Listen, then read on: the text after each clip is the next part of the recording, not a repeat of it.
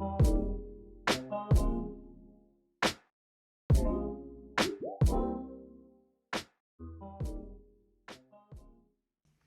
right, cool. Well, welcome back to DOCKS podcast. Today I've got Ben Breen. Ben, what do you think about the name, mate? Mate, I think it's great. It does exactly what it says on the tin. Super simple. Exactly, like Ronsil, right? It does exactly what it says on the tin. Is Ronsil, right? I don't know. Anyway, so the reason I've got you on today, Ben, is you're Ben Breen Chiro, right? You got this new kind of clinic just around the corner at what's it called, the Expressway, is it? Yeah, the Expressway. At the Expressway. Yeah. So the reason I want to get in is like, why chiropractic really? Like, why did you choose the chiropractic career choice as well as being an amazing coach at the same time? So how'd they mix together really? All right, well, straight in. Straight in, mate. Let's start at a bit. So first off, Ben, let's start with cool. Why chiropractic? So you had an injury, right? Yeah, it was before. It was a little bit before then, you know. So okay. Why chiropractic? Again, good question. I don't know. It was between chiropractic and physiotherapy. Okay, cool. So it was one or the other. And I was going through this transition in about 2010. 2010, I had a sort of like little light bulb moment. I didn't want to stay in engineering, which I was doing. Was what you were doing right before. So wanted to get out, but also didn't quite know what I wanted to do. Mm-hmm. However, I always found myself sort of, you know, at the gym, doing stuff at the gym and just in the sort of fitness sort of space and doing all that sort of jazz. Mm-hmm. And then a few more years went by and it got to, and I always had this sort of like desire to do something different. Yep.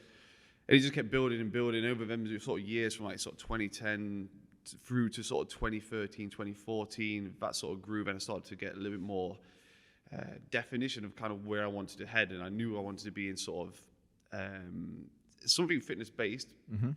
but something more towards healthcare related. Okay, yeah. Hence the physio side of things. Yeah, exactly. Yeah. So then this come a point where it's like, okay, physiotherapy or chiropractic, mm-hmm. and in that period as well, I was sort of introduced to chiropractor. I didn't even know what a chiropractor was. You know, no. Everybody knows what a physiotherapist was. Yeah. I had dealings with physiotherapy when I was like 14, 15. Yeah, me too, yeah. It was funny because back then I was like, this is it. This is what I want to do. Mm-hmm. And I was like, when I was working with this physiotherapist as a young lad, he gave me loads of like anatomy books and stuff like that. And I took them home, read them, and got really excited about that. But somehow along the line, I just sort of End up in engineering, yeah. I don't know if that's because like, my family's all, in my family, like no one is healthcare. A lot of engineering side of things. My granddad was engineering, but that's kind of in that sort of sector as well. So I sort of push towards more of that side because that's what they know. So, yeah, I think that happens to every family. Unlike myself, like my dad was a bricklayer, so I become a plasterer. Yeah. Like, do you know what I mean? You kind of like monkey see, monkey do, right? Yeah, exactly. And I think that's what happened there, and they didn't know too much of the sort of like healthcare physiotherapy side to go that way. But anyway, and I started seeing a chiropractor, kind of like enjoyed what they did. I kind of find it interesting. And when I was like, okay, this is time for me to sort of change the career, there was no sort of definitive, or okay, this is why I want to go become a chiropractor because of this. It was just literally almost like flipping a coin. Okay. And it just went from there. And then I decided with the chiropractic side. That's fair enough, mate. That's fair enough. So you said you kind of saw physio when you was younger. Was there like a specific injury you had? Yeah, so playing rugby, I fractured my right patella. Okay. And ouch. So I went for I just started getting knee pain in matches. Yeah. I could play about 30, 40 minutes, and then all of a sudden the pain would just come on and it would be excruciating. So I'd have to sort of just take a knee, come off the pitch, eventually got an MRI, and it was like a fractured patella. So I saw a sort of physio for that. There was no sort of intervention, surgical intervention or anything like that. Just saw a physio, and things went from there, and that was fine. Never had no issues since. So your physio obviously gave you exercise and stuff to work with, and obviously saw you was interested in, hence you said they gave you some books and stuff to look into. You obviously asked enough questions for them to go, oh, this kid wants to know a little bit more, right? I've still got his books as well. I've still got them. Wow, so, so saw a physio, and yeah, it was really good. He used to take me sessions, do a little bit of sort of manual therapy, then a lot of exercise-based work, Yeah. and a lot of, I think SAQ was a big thing there, so we've done a lot of SAQ stuff on top of everything else, which was really good. And yeah, that was Nice. that. So how long did you play rugby for, continuing there before you transitioned to like the functional fitness world? Oh God! So, started playing rugby when I was around about 11 or 12. Okay. Continued playing rugby till I was sort of like 17, 18, and it's when I went into the Air Force and got a career in engineering there, is when I stopped playing rugby, because I was like, man, I don't want to get injured in basic training. And then you're one of these guys who just spends, all his, or just extended periods of time in basic training. So I just wanted to get in basic training, get it done, get out, and carry on with the rest of training. So I stopped playing then. But then in my early 20s, I dropped in and out a bit of rugby for a local team. Nothing competitive. It's just like, kind of like, go in, have a laugh, have a few beers, and then, leave. That was it. Yeah. But it's when I was in the Air Force in my young 20s as well, was when I started to find CrossFit and all this sort of jazz. And this was round about 2011, 2012. Okay, cool. So end of 2011, start of 2012. And that's when I went on Google, on the CrossFit affiliate map, and search CrossFit gyms. Yep. And wasn't many at all. No. There's like Not literally a back then. handful. Yeah. So the nearest one was Nottingham. So I went to Nottingham and then trained there for a few years. Fair. And good box, and they've sort of grown from strength to strength. For this, we've got a really well established box up in Nottingham. Nice. So it is a good gym. Yeah, you got quite competitive, right? Yeah, as if everybody does. I think when we first start to get into CrossFit, it's like, oh my God, it's fucking amazing. Yeah. It's Yeah, amazing. yeah. I feel badass when I lift weights. I feel badass when I do this. And you're learning all them new skills, and you got all your friends who say, "Oh, man, I've got this new thing," and they think you're mental. You tell everyone about it. Yeah. So, got a little bit competitive. Started out with a few team competitions with CrossFit Nottingham. Nice. Then started individual. So mainly in the UK. Back then it was the London Throwdown. Okay, yeah. London Throwdown. Yeah. That was the one I sort of done. So Yeah. we come down here in London at the Copper Box. Yep. In the Olympic Village. So Nice. we've done a few ones there. In fact, done one in the XL as well. So done a little bit of that. And then, again, it was when I was a little bit more naive as well in terms of sort of with training as well. So I just used to go in and go ham every We've all day. been there. And I think that's the injury what you was referring to earlier is when I just, kind of training hard twice a day, but also working at the same time and not taking into account all the other sort of lifestyle factors, what you really need to sort of hone in into. And I can remember deadlifting, when was it, in April? I was, just lifting some weights in April, and I, felt my sort of back niggle a little bit, nothing too serious, but like, that didn't feel too good, but, just kind of like carried on. Wasn't enough to sort of make me think, okay, let's just step away. Yeah. And then a few months later is when I went to Glastonbury. Yeah. 2016. Love it. Was looking forward to it. First ever Glastonbury. The year before, it had been scorching heat. Yeah. So I was like all up for it. I was like, perfect. This is going to be absolutely, pretty cool. And it ended up being the wettest Glastonbury on record. One extreme to the other. Which was a bit sad. But so done all of Glastonbury, come back, had a week off recovering from Glastonbury, went back to the gym, was deadlifting like 50%, around like 50% of my one rep max, and this is when I had the back injury. Immediately I just started lifting. I think it was like the 8th rep. I just felt this big shock in my back. Right. It ran down my right leg, sort of classic, through the glute, down the back of the hamstrings, into the leg, and immediately I stopped. I was like, that's weird. Never experienced anything like that before. And instantly I knew, I was like, not right. So I stopped, walked around, a little bit shaken up. I was like, it was a weird feeling, very strange.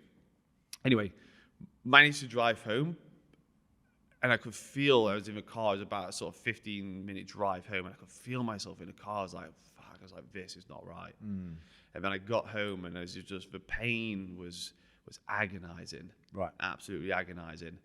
And then eventually I sort of spent 5 days in bed. Okay. So, you know, like literally couldn't move. I think it was like 3 days where it was like horrendous, like no sleep. I was on my mum's sort of naproxen, cocodamol, all the drugs. Yeah, man, and I became I packed lunches in bed, couldn't move. So and then went for had it booked in for an MRI. I think it was the following week or whenever it was. Yep. And then L5 S1 disc herniation from there. Right. And that was that. That was that. So do you think, obviously, you brought up how you pulled the back before, and then you went obviously in Glastonbury in wet mud, walking around, and then this, more so that moment was geared up from the time before. It was kind of layered in, like all this kind of work from all the stuff you didn't kind of recover from your hard-ass training, then something went, and this accumulation to build up to that one point where enough was enough, or do you think it was just that one moment? Do you see what I'm saying? Is it a build-up for these sort of issues, or is it an issue one-off? Yeah, I that's what I think. So looking back at it now, you know, I think my form was fine, you know, and form can falter a lot, and it doesn't really matter that all too much, you know. So a lot of people when they get an injury, we just all went back to put it down to the exercise and put it down to the sort of it was my form. My form might have been a little bit off, you know. But you're looking sports, all kind of sports, you know, and you see some things, you're like, oh God, that's a little bit off. Yeah, make it away with it, right? There's no injuries because we can deviate quite a lot. Yeah, and we can have bad form and be absolutely fine with it. You know, it's quite normal and fine. But what's often overlooked, I believe, is just all the little factors what again just build up and build up and build up and that build up. Exactly. You know, so obviously I probably set something off back in April, probably didn't address it too well then, just carried on doing things, probably could have took a little bit of time on, let everything just settle down a little bit, and then just gradually built things back up again. And that would have probably been a good option at that time. I just sort of persevered and just sort of gone for it. You know, you're young, a little bit naive, so he's just like, but I'll be absolutely fine. Then obviously went to Glastonbury, you know, what happens in Glastonbury, stays in Glastonbury and all that. And it was super muddy, you know, so when I was out in Glastonbury, you know, I started to feel my toe go numb, my big toe on my right foot, which was, you know, kind of where my sort of level, where my level of injury was in my back. So everything starts to make sense now looking back on it. Hindsight. So, but, you know, I didn't put anything down to that. There was a few nights in Glastonbury where my back was just aching. And again, I just put that up to all the sort of dancing, you know, and all the sort of antics and all that sort of stuff. And just constantly just pulling your feet out of the mud. It was horrific, man. And then just the lack of sleep, the lack of everything. I think that all them factors leading up to it was the thing what just sort of topped me off, not the actual sort of deadlifting. That one. So that's what I was kind of alluding to is I feel like so often, especially a deadlift, it's always like, oh, I can't deadlift because I did this once upon a time. It's like, or you got looking at form so much. And like, as you say, you can look at someone, how do they get away with that over and over again? Like, if I lifted like that, my vertebrae would fly everywhere. And it's like, actually, I'm guessing from your own experience, you've kind of come to the conclusion, actually, there's more to this than just making sure your form is spot on. 100%. And I think there's a lot of context that goes around it as well. So if I'm coaching someone and if they're absolutely brand new to sort of fitness and they've never sort of deadlifted before, and I just say, just show me a deadlift. If they pick something up, with like they were looking like a shitting dog, you know, with like, you know, really around it, I'd be like, cool, okay, that's fine, but let's try and just brace a little bit more, let's keep this sort of neutral-ish spine, and let's work that first.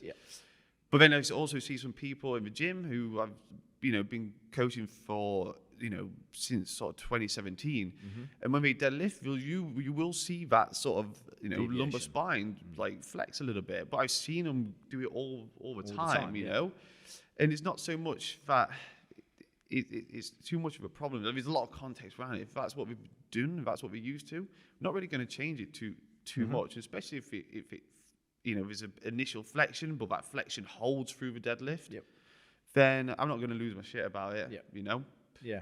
It tends to be absolutely fine. And Yeah. it's just one of the things. No, I completely agree. I mean, you could take like a sport like strongman and stuff. You look at some of their, if you went textbook form on the way they move, you'd be like, oh no, that's not how you do that, not how you do that. But are you going to tell a bloke that can lift that sort of weight that they're doing it wrong? Because they ain't doing it wrong. They're doing something really right. Yeah, exactly. But, you see most of them like flex through the spine, 100%. and we now know no matter how hard we try to keep a neutral spine, the spine goes through an element of flexion, and even sort of like pushing the rep maxes, the spine's going to flex sort of 80-90%. Yeah. It's unavoidable. Yeah. It's unavoidable. We might think we're sort of, bracing and we keep it neutral, but the spine will flex. Swings, deadlifts, squats, it rounds, it flexes, In real world it does, right? In real world, very 100%. rarely do we have everything is just completely hinging perfectly, completely braced.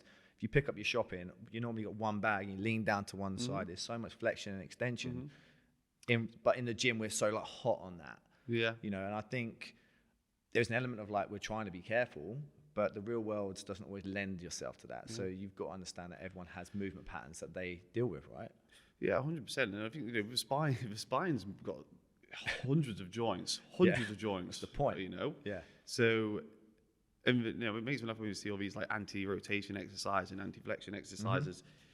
It's designed to flex and extend and bend and twist. So, let's train it in a manner where where we are doing all them things. Where we sort of bending, twisting, extending.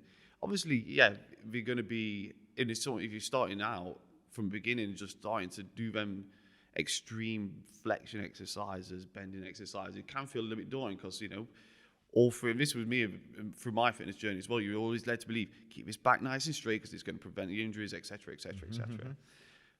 But now, like, I train flexion, I train extension, I side bend, and I very gradually expose myself to them demands on the spine at body weight. And then, again, it just doesn't end there. Like anything, like you'll load a squat, you're taking through a little body weight, then you'll add some weight on, then you'll add more weight, and you progress. It's the same when you're doing, if I'm sort of bending forward, I'll start to add some load to that. Yep. So I'm always, building that sort of capacity, and not only in the sort of like the tissues, like the muscles, tendons, ligaments, joints, but in just, that sort of thought process and be like, I feel comfortable in this position and I feel safe in this position. Yep. Because a lot of time, especially in clinic as well, you can get someone bending forward or bending in these awkward positions. You're just like, I just don't feel quite so comfortable here. I feel a little bit vulnerable. Yep. And whether that's a case of, all the sort of BS what you tend to see on, as you sort of go through your fitness journey, trying to like maintain rigid spine, because if you deviate from that, bang, straight away, you're going to be injured and that's going to mess you up. Yeah. So that can have a big impact on the way people feel in them positions. Yeah, So- no, I agree. And like you were saying about the spine having all this range of motion, it's like if it wasn't meant to have a range of motion, we wouldn't have a range of motion, right? So like there's a reason my elbow goes no further than this because my body doesn't want it to. And if it does, it's going to really hurt. But I can go through this range of motion, and my body is designed this way with all these joints to actually be able to flex and extend and be able to go through this range of motion. So it makes sense to not kind of be like, make sure it's completely straight, because if it was meant to be completely straight, guess what? It'd be solid and it wouldn't have all these joints. Yeah. So I'm guessing that's kind of where you're looking at that. Yeah, 100%. I'm not saying like go deadlift with like super rounded back. That's what I'm saying. But train with a little bit of spinal flexion at times, and train with extension and lateral flexion and all these movements, and I suppose it's more about the bracing of the midline to keep things rigid as it's moving, rather than starting in one position and then lifting a load and then suddenly giving out on position because it's not strong enough in that position. So like often you'll see with that rounding back situation, people start with that beautiful flat back. It comes off the floor by half an inch and then it all just starts moving because they don't have that control, I suppose. It's more control than it is of anything else. If they choose to flex, then they're loading it controlled. If it suddenly gives out on them, well, that's where it's not controlled. And that's the same way of like breaking an arm, pulling a muscle. It's out of control. You're out of control. And I suppose trying to find control is where you're after with all movements. So actually, and the same with the GHD, right? It's kind of one thing we have a GHD with is like looking at that flexion and the extension and actually using the spine to actually work out the vertebrae. Can we control vertebrae by vertebrae through flexion and back through extension? Are we in control? So the way I look at it is, can I control my spine rather than, oh, let's just give out and it has to be rigid, otherwise it's wrong. Because you lift a stone up off the floor, I'm guessing you've done Atlas stones once before. You can't get a flat back lifting a sandbag or an Atlas stone, right? 100%. You're too low. You're way too low. So is that wrong? Well, no, because there's guys that lift in silly weight. Is it Tom Stolman has like done 280 kilo stone? I'm pretty sure his back's not flat when he lifts that off the floor. Yeah, and again, it's everything that like we're just exposing ourselves to them demands. Over time, and if you do it, gradually over time. You will adapt. Because if you're walking and breathing, you will adapt. Yeah, to exactly. the stresses you put on your body. Well-known laws, well-known physiological laws. 100%. We're limited to our margins of where we move to. It's like if you want to become a runner, you want to run, a marathon. Well, don't go out today and just try and run a marathon if you've never done it before. 100%. Right? Maybe go and run 100 meters or go and run a first mile and then build on that. The same way, don't go and suddenly, I've never deadlifted before and try and lift up 200 kilos to the floor. Guess what? It's probably not going to go well for you. Yeah. But if you expose yourself to a little at a time, your body's going to adapt. And that's why we're sitting here right now, because we've adapted to this point in life where we can expose ourselves to new ranges of motion and new things that we've been able to do. That's how we've gone from walking on probably all fours to walking on two legs, because we've slowly progressed to this over millions of years. So I think it is, and I think it's the novice coach's idea of flat back. I think it's easy to see. So I think it's a novice coach's thing to shout, chest up, flat back, because it is scary. Because if someone pulls it, I've been there. Someone's pulled their back in your class, like, oh no, that's not what I want to hear today.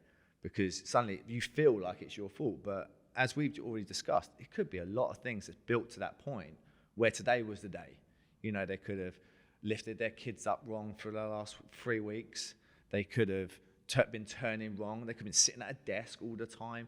So many factors could build into this. Yeah, and we know this. Like looking back on your load management, sleep, nutrition, your beliefs, overtraining, undertraining.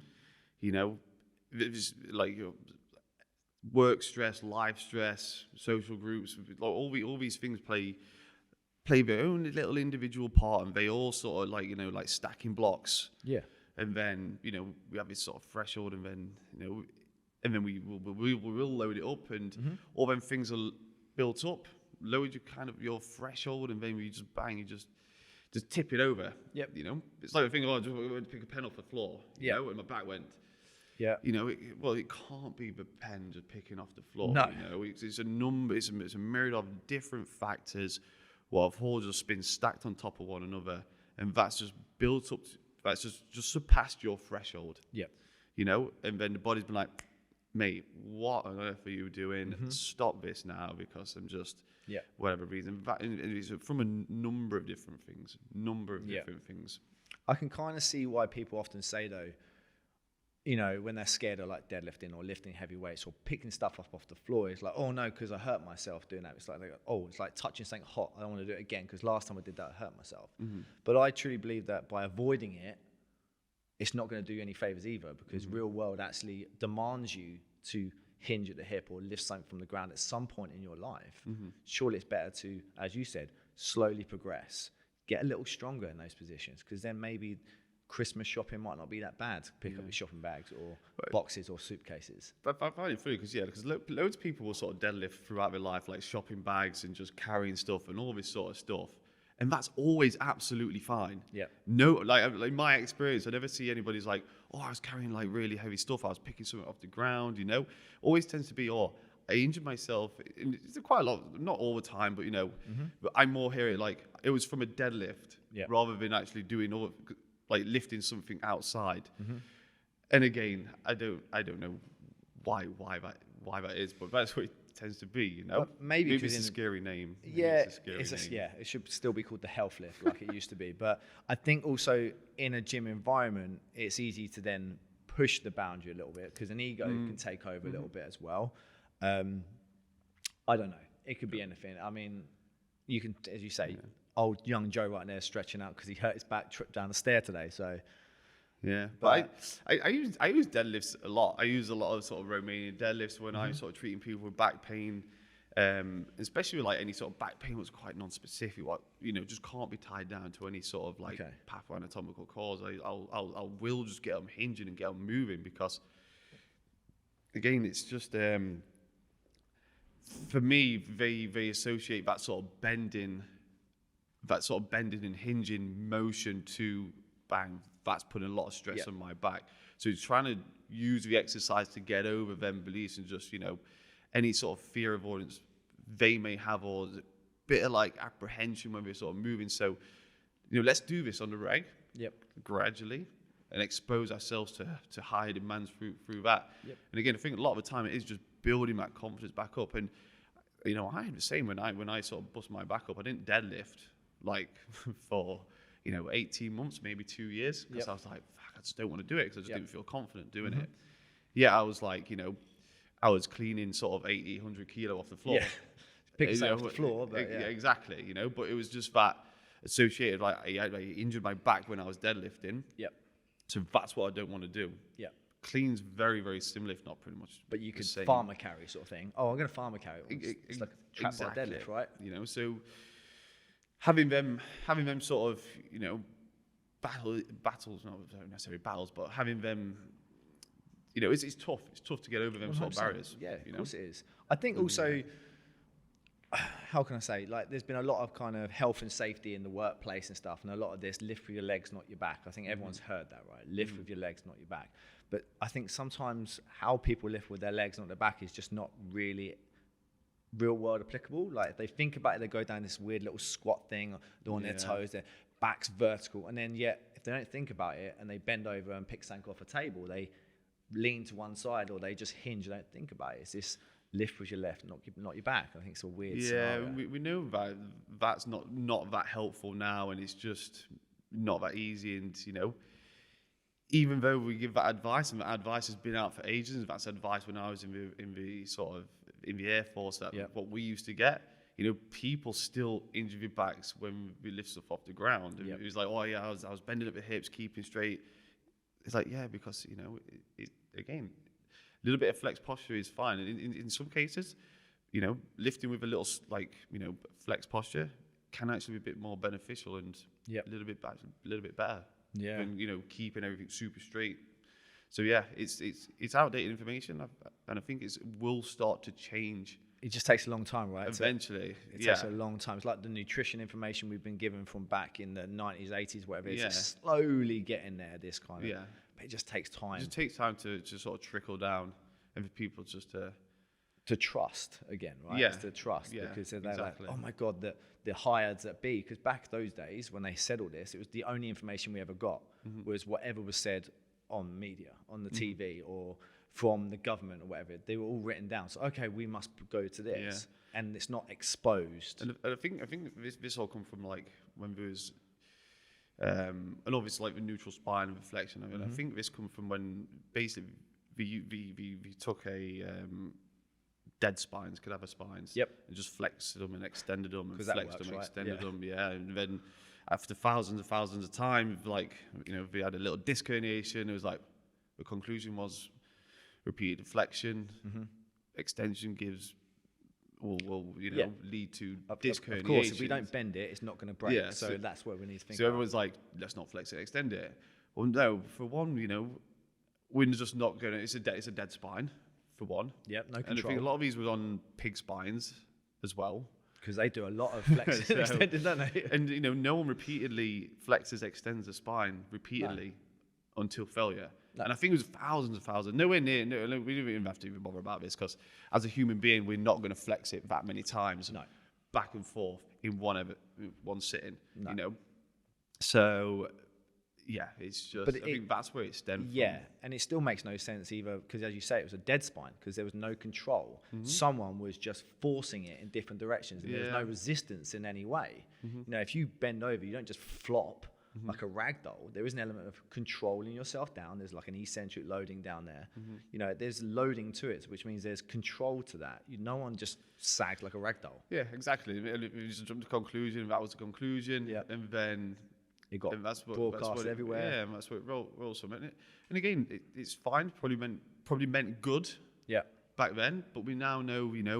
There's just other layers to this stuff now, and it's just not. It's like the knees over toes thing, right? There's a whole knees over toes back in the day. I'm pretty sure it was in a Sports Illustrated documentary about you shouldn't put your knee past your toe when you squat. Well, there's a guy all over Instagram right now who is proving that wrong completely. He had knee surgery, all sorts. His whole thing is knees over toes guy. He is training people to back through in control, range of motion, which we mimic in real world. Jumping. If you jump, like to this slam dunk of basketball, you're going to go into some sort of range of motion, which your knee is going to track past your toe because you're going to jump. It was funny because when I become a chiropractor, I see a lot of people on social media saying like, oh, it's safe to squat with knees over toes. And for me, I always find that funny because I was like, because I never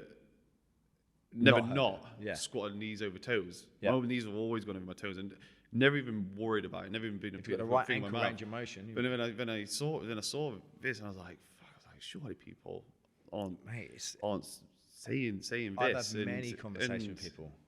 And I was just like, it's funny because I've never heard of it. Did you not?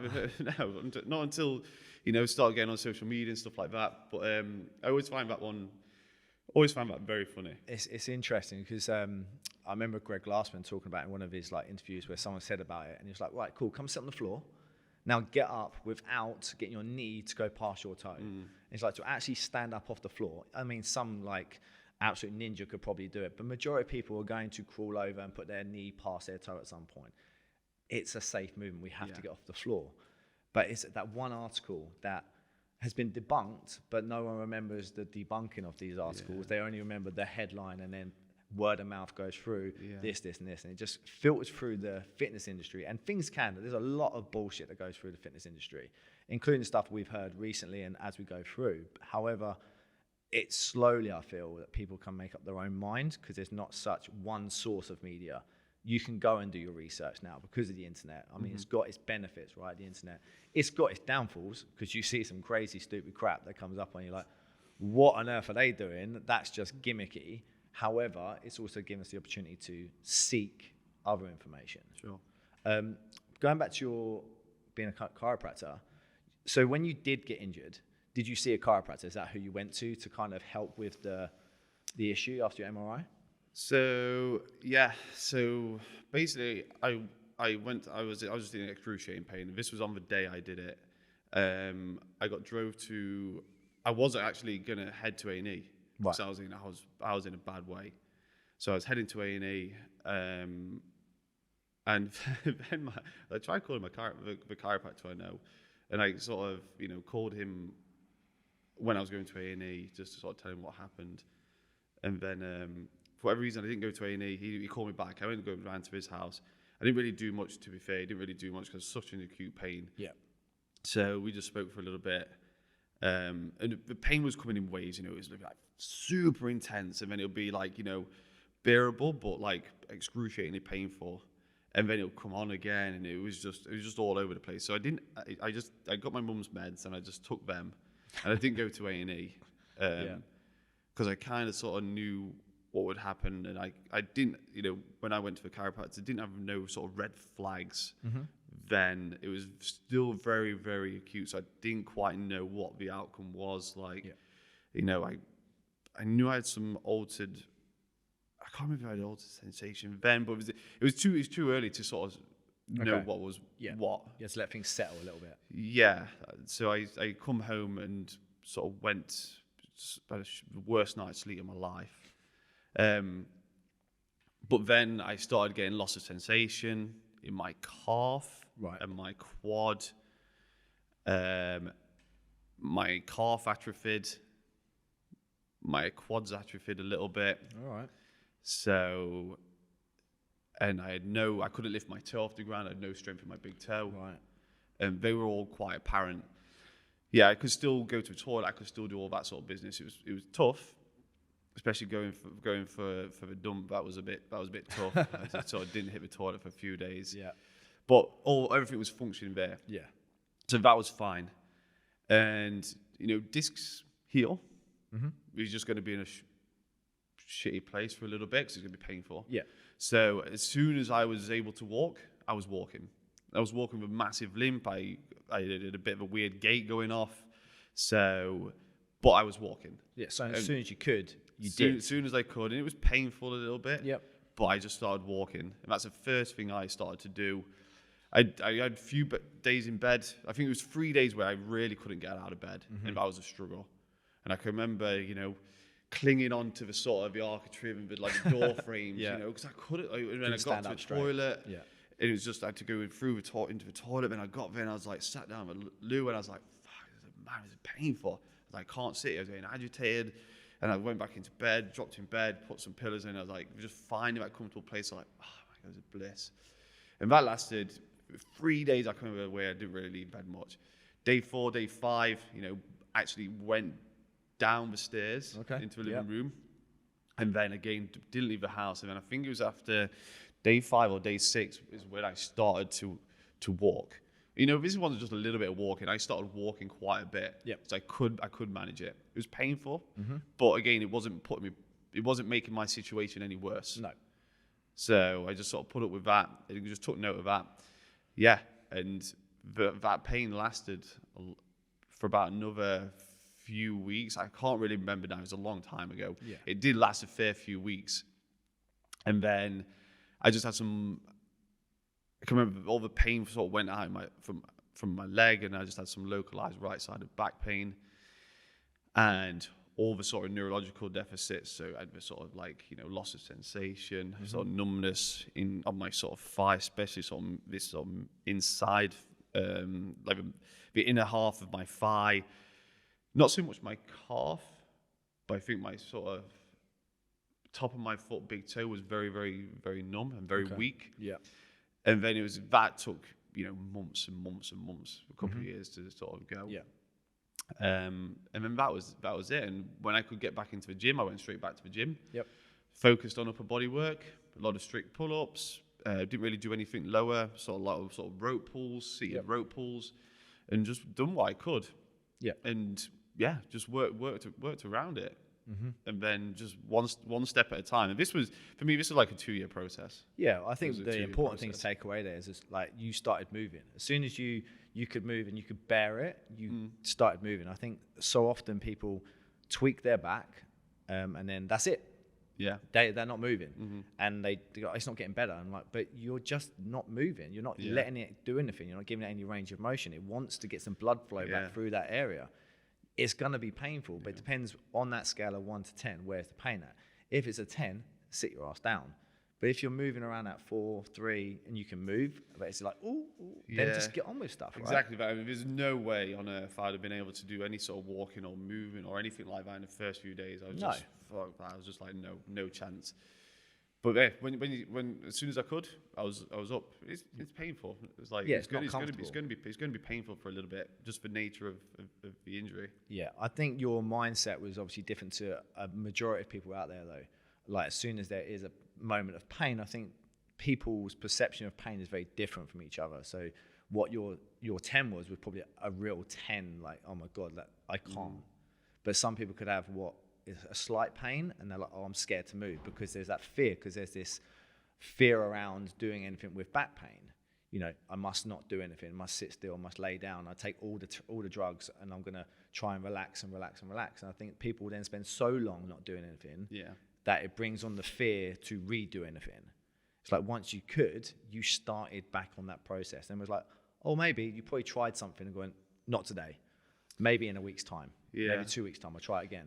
But for me as well, like reconceptualizing what that pain was massive for me, and this is what I sort of started learning after my injury and the years after was, you know, that if we get a little bit of pain, that's fine and quite normal. It doesn't always necessarily mean that it's something damaged, broken, or, you know, we can get a lot of pain, and then we can't tie it down to any sort of one particular structure. So in them cases, it's like, yeah, okay, so pain doesn't necessarily mean damage, harm, and if we rule out all those sort of nasty stuff and we have no red flags, and especially if I do with my clients, this is what I see a lot of, then, you know, go from there is just to start to address any sort of, like, you know, any sort of concerns they have about getting back into exercise, and just sort of reconceptualizing their sort of situation and how they sort of, you know, interpret that sort of pain and the situation they're in. It just helps just sort of change, make a few minor tweaks in there, like, okay, and then most of the time you get on moving and doing a few bits and bobs, and you can see it on my face, and you're like, it's kind of like, you know, with a smile, and give yourself like a little like nod like that. It's like, you was expecting that to hurt, right? It was like, yeah, I was, you know, I could feel it, but it wasn't as bad as I thought. You know, and again, it's just breaking down these barriers, what we sort of build around us when we do get injured, and it's just like we go into our box, and it's okay, because, you know, it's very, very rare that something really, really sinister has happened. So majority of, you know, back pain cases will get better very, very quickly on their own. 4 to 6 weeks, you'll see a massive improvement in back pain. You know, without any intervention, or even just as simple as an intervention. I use walking as my intervention. I had disc herniation, and that I believe that sped my recovery up, because it started getting me moving, for one. And then I was already sort of a step ahead, and like, perfect, I've been walking for a little bit, so let's go try this now. I've done a lot of upper body work, so let's just do some lower body work. And it's just that cycle of, you know, just persevering with it. Knowing you're going to have good days and you're going to have bad days. If it hurts, you know, stop, pick it up the next day. And then, and just, you know, like I said, breaking down the barriers, what we put ourselves, what we put around ourselves when we do start to experience a bit of pain. It sounds like you're a very different style of chiropractor than I've dealt with in the past. I mean, when I hear the word chiropractor, I hear clicking my back, clicking my neck, off you jog. Do you know what I mean? And come back and see me every week for the next 8 weeks. I'm going to come and do this over and over and over again. So it sounds like you address the confidence of people when they come in the gym, and give them work so that they're in control of their recovery. They don't rely on you for your recovery. Yeah, you know, because they can, you know, predict outcomes, and, you know, change the outcomes to their treatment. You know, so if you've got like a lot of, you know, if they're sort of like catastrophizing their situation, they're avoiding movements, they're a little bit fearful of certain movements, then things are very, very important to address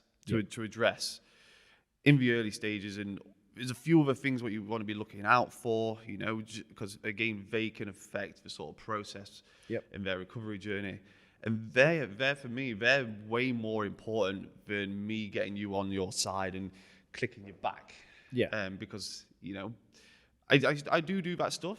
Not all the time, not to everybody. I do it if I think it's necessary. But for me, it's all the other stuff, breaking down them barriers. What's gonna sort of get you, a person, back to recovery. Because if you don't address them, they can just build and manifest. So we do know that getting hold of them and addressing them early on is a big factor to someone's sort of prognosis, in terms of getting good prognosis. Do you think coaching movements, coaching in a gym environment, has given you like some tools that you can take into the clinic? Because 110%. It sounds to me like what you're doing with your clients is almost coaching them. It's like giving them some tools and giving them, like, you're seeing stuff and giving them some feedback on that. And you're almost like coaching them through a movement or a new range of motion or some confidence. How many times you have to talk people like, you're okay, we're good. You know, that moved very well, actually. I liked what I saw there, giving them that confidence in a gym environment. Sounds very similar to what you're doing in clinic as well. All the time, every single day. Every single day I'll get very rare. I never put someone on the bed straight away. I get them up and I get them moving. Yeah. You know, and even if it's a bit painful for them, you know, because again, I'm trying to like, I don't put too much worry into that pain. I'll be like, oh, is that a little bit painful? It's like, yeah, it's a little bit. I'm managing it, but you know what? It's okay, and I get them moving, and it just for them to move with that little bit of pain. And what a lot of the time, you know, you get them moving, and it's like it's a little bit painful. Rep 5 comes along, rep 6 comes along, 7, 8, and it's like actually, it's not feeling too bad. Loosen up a little bit, right? Yeah, it's getting a little bit easier. And that's it. And again, it could be from the exercise, it could be we just addressing, it could be reconceptualizing some things. But again, it's all part of it. And again, to answer your question, the coaching side of things, 110%, 110% is how I sort of practice. I think what you just said there was really interesting, where you said like, oh, is that a little bit painful there? It's like you're almost taking away like the scariness of the pain, because you're addressing it straight up. Like you're not going, oh, did that hurt?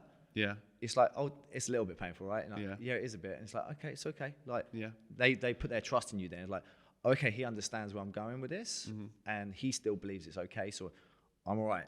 There's a buy-in there, right? And you're kind of having that buy-in with them. And it is. I'm literally just coaching them through my experiences, and I'm like trying to listen to them and listen to them tell me their sort of story and where they want to be. And I'm just that sort of coach, and I'm just sort of putting them on the right path. You know, what can be, you know, quite simple at times, but very, very hard to get somebody on board and to implement them sort of things.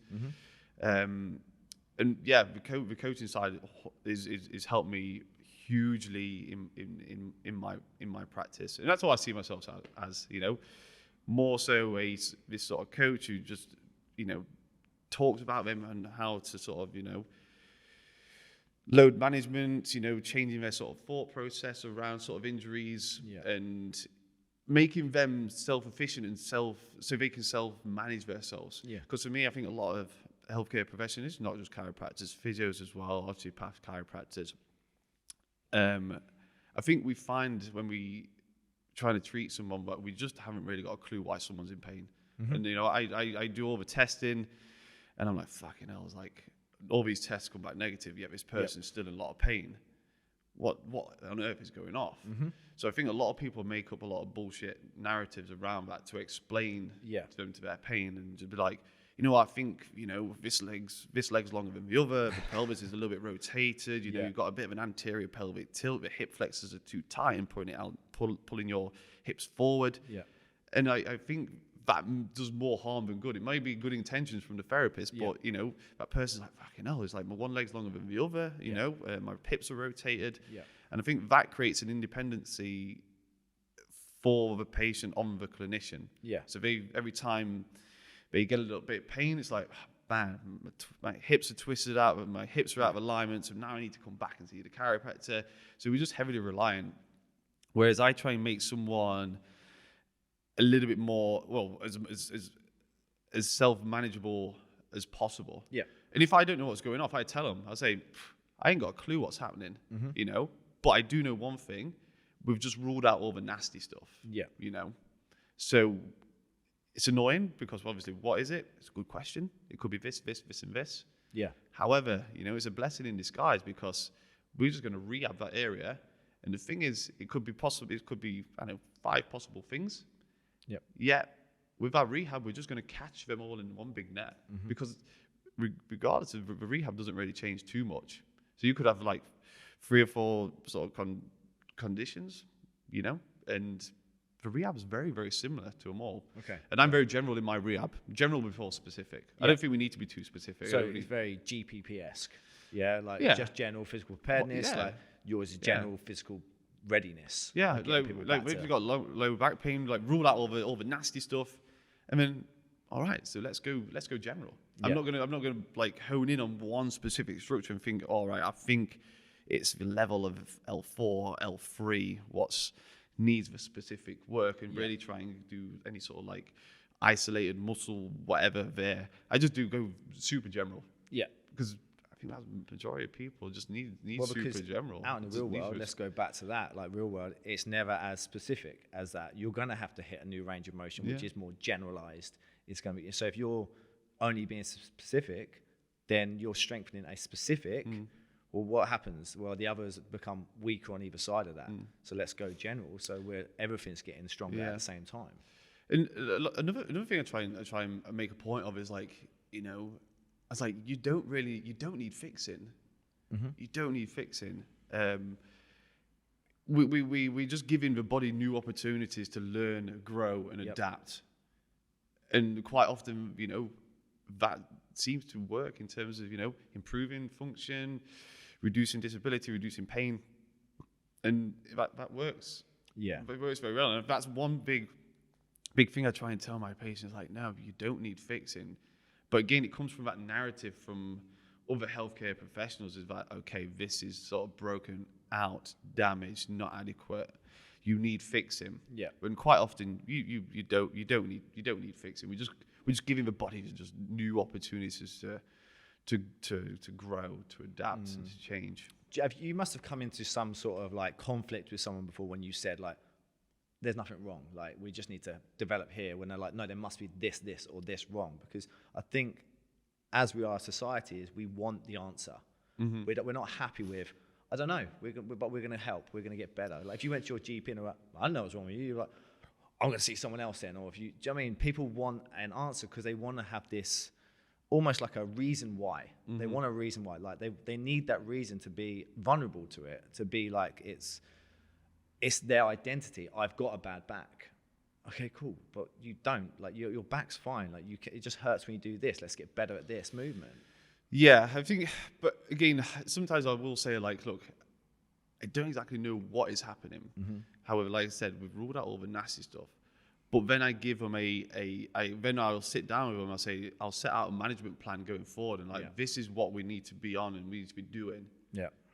And I believe this is the right path for us to get better. And I'll lay out, this is what we're going to do, bang, bang, bang. And I involve the person as well. So it's not just me dictating, like, we're going to do this.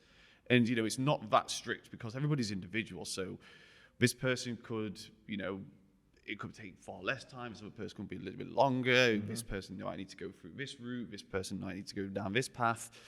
But again, we'll sit down and we'll have a chat and be like, okay, so what have we got access to? What do you enjoy doing? You know, and you know, if they're like, you know what, I really enjoy, I don't know, running, then sometimes we'll use running as the rehab. Give them something they already do. Yeah, and you know, and it's all about. So it's not like I just say, oh, I don't know what it is, and I say, don't know what it is. It could be a number of one things. However, you know, with this sort of rehab and the management and the strategies we're going to put in, you know, so I detail that plan out and give them a prognosis. So give them what the time frame of when I expect things them to be better. Yeah. And I'll try and, you know, overestimate that. Yeah. A little bit. You know, just go, because we have to be realistic as well, you know. Yeah. Like I say, we're impatient, so we just want to be fixed right there. And it does take it can take, you know, a little bit of time. And, you know, and then if they get better quicker, fantastic. You know, that's good for them. But yeah, so when I do say that, I will sort of, but I do give out a very detailed and heavily involve them in it, structured management plan going forward. Yeah. And we do set out a few little goals along the way. Yeah. In terms of where we want to be. And that may be, you know what, I want to be back up doing a little bit more running in 3 weeks' time. Yeah. We're going to aim for about 2K running in about a couple of weeks' time, or whatever that may be, you know? Yeah, no, I completely agree with what you're saying. I think the way I word it may be kind of wrong. I just think you're saying about some osteos and physios giving like what you class maybe a bullshit answer, like, oh, I don't know what's going on. Oh, this is tight, so this is this, right? Yeah. So I think sometimes these health professionals almost like they need to give them something for them to validate themselves to their client or their patient, so it makes them feel like I've given them an answer. So, and then I think people expect something as almost like to validate the person they're seeing. Does that make sense? I think what you do is the great thing. Is like, I'm going to help and I'm here for you and I'm going to give you, and this is my plan as a professional. this is my plan to involve all this, and I've ruled out all the nasties. I think that's the great way. I just feel like a lot of people would go, they expect to have that, oh, my leg's longer than the other, that's why my back hurts. Cool, tick, I don't have to worry about it, because this is my reason. I'm now one leg longer than the other. And it's not the case. Yeah, and it's so often it's things we don't worry about. Like there's a guy who comes to the gym, real sort of big muscly guy, and ripped, absolutely ripped. Shredded. And he come up to me and he's like, "Oh, I've been to see a chiropractor, and he said I've got a weak core, which is why my back's hurting." I looked at him, I was like, man, like you've got an 8-pack which every man wants. That's not it's weak, not a buddy. weak. It's not a weak core, and very rarely is it down to all these little things: a weak core, rotator pelvis, excessive anterior pelvic tilt, and etc. Yeah. And and we can go about like addressing them, and things may change because what we're doing, the interventions will be the same. Yep. But give them some exercises to do, and that's probably going to get them better. It's just the narrative around it, creates that sort of like false independence on the clinician. Because if it comes back on straight away, it's either my core or whatever I've been told or told in the anterior pelvic past. tilt, or my hip flexor must be really tight, or something might be out of line, must be out of line again. Yeah, it gives them a reason to go back. It also Exactly. gave that person a reason to have their job to do that. They got that buy-in that time. It's like I hope my patient's like, oh, okay, so I've got a little bit back pain. What did I do last time with Ben? We had a period where we just took a step back. It's really sensitive. Still keep up activities, go to the gym, maybe avoid painful activities, maybe try switching a few things around. Give it a bit of time just to sort of desensitize, but just stay and do other things. Maybe drop in a couple of other exercises just to try and switch things up a little bit, roll with them for a bit of time. Yeah. And then, go back to what I was doing before and what was a painful or the thing what sort of triggered the injury. It sounds like what you're doing is you're making a real change for people's direction. Like, they're not necessarily going to be reliant on you, and that's not what you're trying to make them do. You're trying to give them the tools where if something happens again, think about these first, and if not, come back and we'll have another chat and we'll rediscuss it. But you're not going, well, if it happens again, you must come back to see me because I've got to fix it for you. I have to fix it. Yeah. Do you know what I mean? I have to do this to fix it, so you can't see anyone else. Yeah. And if you really find yourself in the rut, you know where I am. Well, it's something different. Exactly. You just lost the sort of path a little bit. Come see me. But with that, if we can implement these sort of set of rules to quite a lot of these sort of like aches, niggles, pains, what we do experience, and it would take one situation, apply it to a number of other situations. There's a few rules, and that's how I sort of teach my sort of patients and my Mate, it sounds like you're doing amazing things. It really does. It sounds like your approach is unique in a way to what I've seen before in healthcare, which I think is amazing. You're giving people tools. I think it's similar to what we do in here as a gym. Like we're giving people the skills to get fit themselves, and if they want to go and do it on their own, they can do it on their own, or they can do it with us. But you're giving them the skills. Just bigging people up, just giving them like not putting barriers to any form of exercise or any sort of like things what people like to do, and not telling people to stop doing stuff what they enjoy to do and putting these barriers up, because that sends a person into because what if that's their identity, right? What if the running's their identity? They love to run, and then 100%. they're told never to run again. What does that do to someone? Yeah, that knocks them completely. And I find it tough. Like I get a few people in who's like, I want to get back running. I was like, we can get back running, and you can see in the face they're a little bit sort of apprehensive to start up back running because in the past, so it can be quite challenging. It's not an easy process, and it's trying to build that buy-in with the patient and build that rapport with them, and just gradually get them back in. But sometimes it can be a little bit challenging to be like, here we go, because quite often sometimes I'm very optimistic. They laugh at me, but I'm just like, hell, we'll just go. Yeah, why not? Try it. Try it. How long have we been going for, Joe? Been an hour. An hour? Well, That's it. We've been chatting for an hour, mate. That's it. Look at that. We've been chatting about the spine for an hour. Oh, lovely. Cool. So quickly, whilst we're here, let's talk about a little different topic. You did a triathlon last year, right? Is there anything else in the pipeline coming up? You got a weightlifting meet coming up. You're going to do I don't know, some other crazy stunts I see you training for? No. As we were speaking before, no, I'm not. Cool. I want to concentrate. It's too time consuming. 100%. I get it, mate. You know, so I just want to spend the next year on my business, growing my business, absorbing some more information, and also take next year to find out where I want to sort of specialize in myself. Okay. In sort of where I want to go. So that's for next year. Who knows? It could be last minute thing. But as of now, I'm probably not going to do. Not going to start. I'm still going to train. Yeah, well, good. I'm still going to train. But yeah, I'm probably not going to do. My dad. On the other hand, he's already got a sprint try in May. He's got a full try later on in the year. Yeah. Yeah, the guy's killing it. So I'll probably just go support him. Tell him to go and sign up for an Ironman. He can So, come and do it with me in Pembrokeshire. Next year, it probably will. Mate. Because he was on the sprint last year. And he really enjoyed it. So yeah. Was that his first triathlon? That was his first triathlon last year. And he's gone from that to, last time we spoke, he's got Zwift, or whatever it's called, and like killing the game. He's got his own cycling team on Zwift. He won his first race not long back, which he made me aware of for a few days running. So yeah, he's actually doing very, very, very well, which is good to see. So I'm kind of his coach. Cool. If you want to put it that way. Right. So any sort of injuries, niggles, anything sort of he gets, he comes speak to me. Yeah.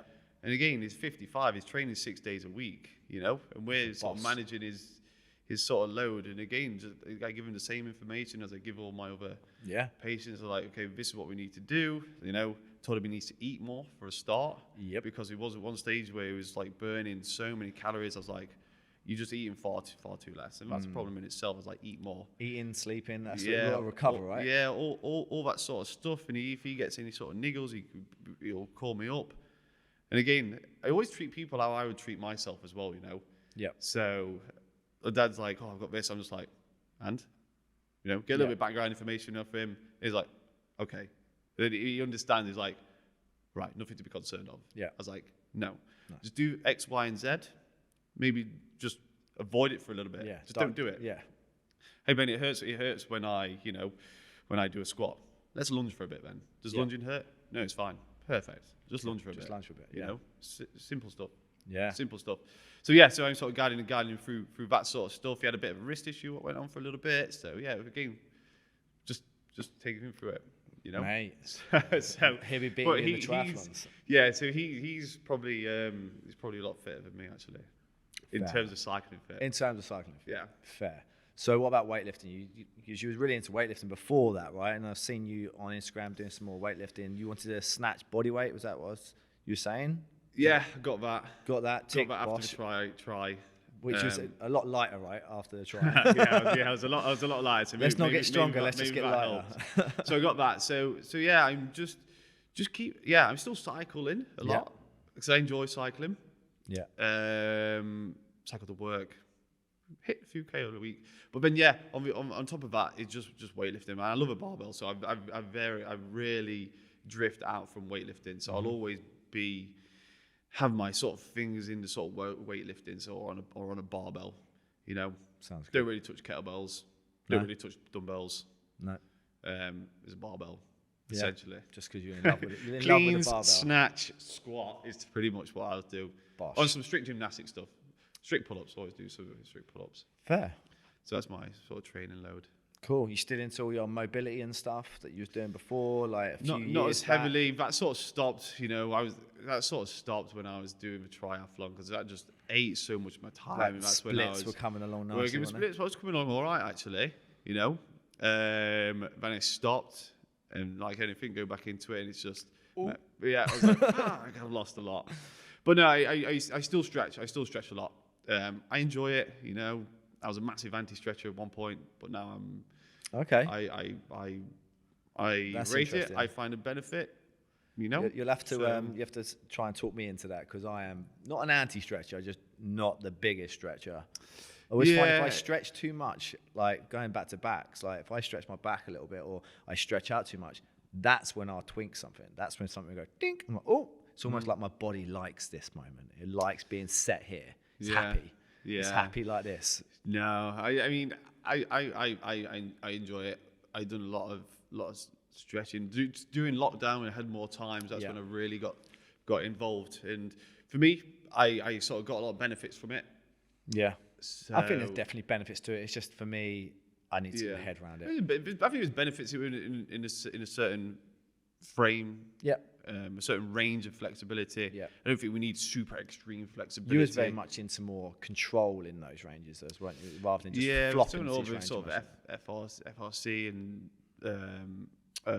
functional range systems. Yeah. So controlling movement. So still do a little bit of that, not too much, but yeah, I guess sort of loading.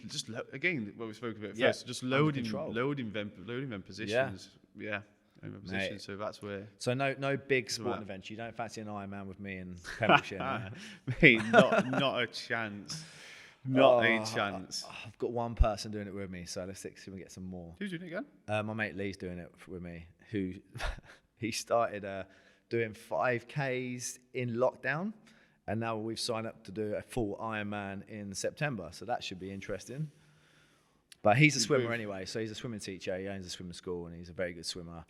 We're both just shit on the bike, so we need to speak to your dad and get some tips on the bike. I mean, get on his Zwift team. Get on his Zwift team. Get on his Zwift team. 100%. Absolutely kill me on that. 100% get on his Zwift team. Sweet. How long have we been going for, Joe? You are on an hour and 8. Well, I think we should roll it here before the camera dies, I think. Mate, but before we go, Ben, let people know where they can find you, sort of thing. So I know you're on Instagram. You've also got a clinic. Yeah. Plug yourself. So I've got a clinic in Royal Victoria Docks, East London. Ben Breen Chiropractic and Sports Rehab. You can find me there in clinic. I'm also now working at a clinic in West London, Nordic Balance, in St James's Square. And I'm on Instagram, Ben Breen Chiro.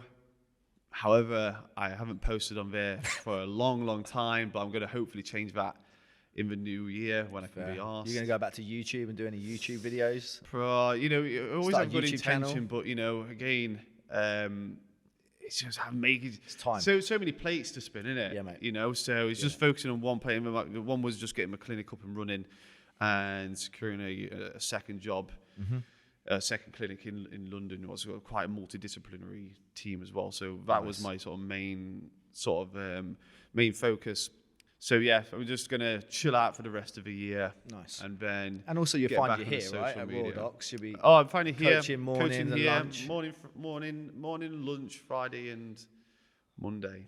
Friday, Monday, yeah. Friday, Monday. They're the days you work, mate. 2 days a week. That's when I want you here, mate. That's when I want you here. No, awesome, mate. It's been really great chatting, man. Yeah, mate, thank you it's so been much. really nice. Interesting good. to hear your take on the spine and how the deflection. I think it's something that a lot of people really need to hear, because I think there's so many old stuff out there that people are still really afraid of. And I think hopefully, if anyone's taken it away, they can speak to you if they're a bit nervous, but they can get some range of motion. If you get any questions, like drop me a message on Instagram or email or anything like that.